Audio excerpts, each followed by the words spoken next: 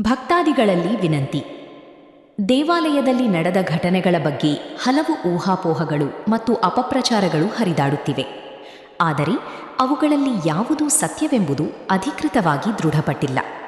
ಈ ವಿಷಯವನ್ನು ತಹಶೀಲ್ದಾರ್ ಅವರ ಮಾರ್ಗದರ್ಶನದಲ್ಲಿ ಹಾಗೂ ಪಾರುಪತ್ಯದಾರರ ಸಹಕಾರದೊಂದಿಗೆ ಶಾಂತಿಯುತವಾಗಿ ಬಗೆಹರಿಸಿಕೊಳ್ಳಲಾಗುತ್ತದೆ. ತಿಂಗಳಿಗೆ ಒಬ್ಬೊಬ್ಬರೂ ಬಂದು ಪೂಜೆ ನನ್ನದು, ಹಕ್ಕು ನನ್ನದು ಎಂದು ಹೇಳುತ್ತಿರುವ ಸಂದರ್ಭಗಳಲ್ಲಿ ಸತ್ಯಾಸತ್ಯತೆ ತಿಳಿಯದೆ ಯಾವುದೇ ಅಪಪ್ರಚಾರ ಮಾಡುವುದು ಸರಿಯಲ್ಲ. ಮೂಗೂರಿಗೆಯಾಗಲಿ ದೇವಸ್ಥಾನಕ್ಕೆಯಾಗಲಿ ಯಾವುದೇ ರೀತಿಯ ತಪ್ಪು ಸುದ್ದಿಗಳು ಹಾಗೂ ವದಂತಿಗಳನ್ನು ಹರಡಬೇಡಿ.